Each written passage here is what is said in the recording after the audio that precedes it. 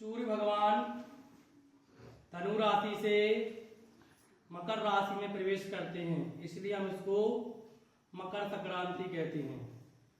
12 महीने की 12 राशियों में सूर्य भगवान भ्रमण करते हैं।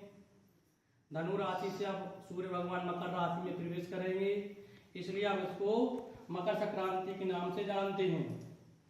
मकर संक्रांति पर मनुष्यों को तिली के 6 कर्म बताए गए हैं। तिली से उपटन लगावें, तिली जल में छोड़ करके स्नान करें और तिली को एक तावे के कलश में जल, गंगा जल, तिली, कुमकुम, लाल फूल डाल करके सूर्य भगवान को अर्घ देवें।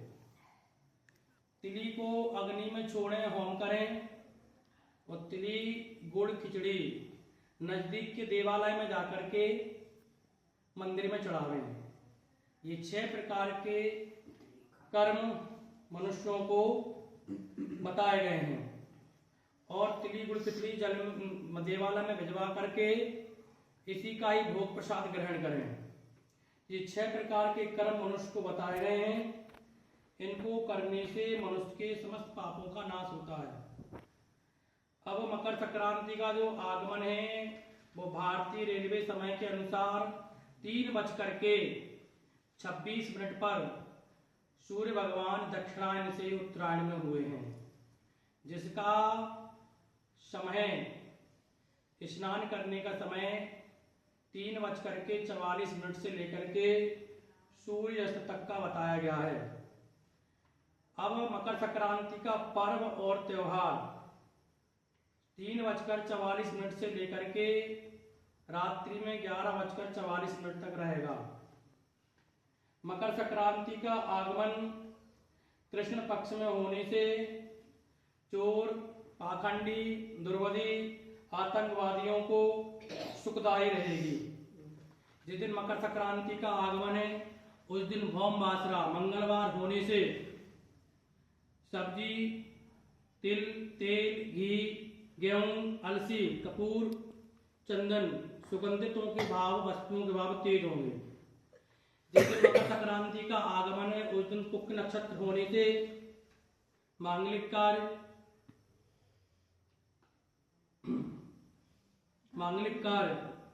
पुष्य नक्षत्र होने से सभी जगह शुभ एवं कल्याण कारक होंगे।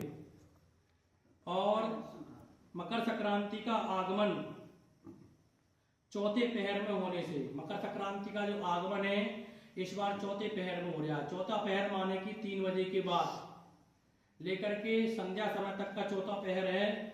उस पहर में मकर संक्रांति का आगमन आने से जो निम्न जाति के लोग हैं उनको कष्ट, शासन में जो खजाना है उसमें कमी आएगी, किसान वर्ग को पीड़ा होगी, धन धान्यों के भाव तेज होंगे, द्वि स्वभाव लग्न फलम। नित्य यात्रा करने वाले जो प्रतिदिन नित्य यात्रा करते हैं वे नित्य स्तर रहने वालों का ना तो दुख हो और ना ही अधिक सुख होगा, दोनों समान रहेंगे। मकर संक्रांति का जो वाहन है वो है शूकर, शूकर अर्थात सुअर। मकर संक्रांति का जो वाहन है सुअर हो तो व्यापारियों को सुख, धन धान्यों के भाव मध्य रहेंगे, राजा प्रजा की वृद्धि होगी। अब इनका जो उपवाहन है वह है बैल, वृषभ। वृषभ को साथ में लिए हुए हैं, इससे किसानों को कष्ट होगा और सब प्रकार के धान्यों का भाव तेज होगा। हरित वस्त्रम बलम, इनका जो श्रृंगार है, वस्त्र हैं वो हरे हैं। अब हरे वस्त्र धारण किए हुए हों तो जगत में लड़ाइयां, राजाओं को कष्ट होगा। गुड़ आदि के रस के भाव तेज होंगे, हरे वस्तुओं के भाव तेज होंगे, व्यापारियों को पीड़ा रहेगी। महिलाओं को उस दिन हरे वस्त्र, हरी चूड़ियां दान का महत्व है, धारण करने का नहीं है।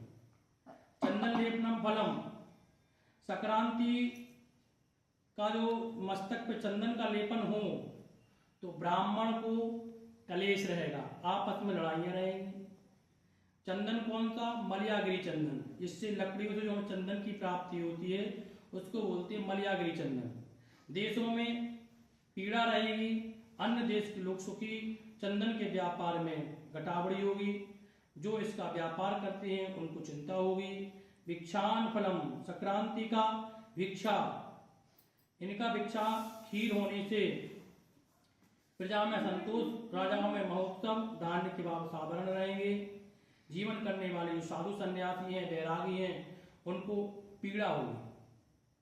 अब जो शस्त्र धारण किए हुए हैं वो तलवार शस्त्र को धारण किए हुए हैं, तो दक्षिण के पक्षियों का नाश होगा, पक्षियों की संख्या निरंतर दिन प्रतिदिन कम रहेगी। अब यज्ञों का प्रचार, जगत में मांगलिक उत्सव अधिक होंगे। तलवार से जीविका चलाने वाले जो लोग हैं उनको कष्ट होगा। ऊर्ध्वा स्थिति फलम, संक्रांति की स्थिति ऊर्ध्वा हो, उभी हुई हो, स्वभावी हो, सुविष्ट सुभिक्ष, क्षम कल्याण करने वाली, आरोग्य शांति, राजा तथा प्रजा को सुख, धान्य आदि की वृद्धि, भाव भी मंदा रहेगा। आगमन और गमन फलम, यदि संक्रांति का गमन पश्चिम दिशा का हो तो पश्चिम के राजाओं में संग्राम की चिंता, प्रजा में उपद्रव, उत्तर के देशों में भय, दक्षिण के देशों में सुख, और धान्य के भाव मंदा रहेगा। दृष्टि फलम, बाह्य यदा दृष्टि सर्वस्वों के समान बता,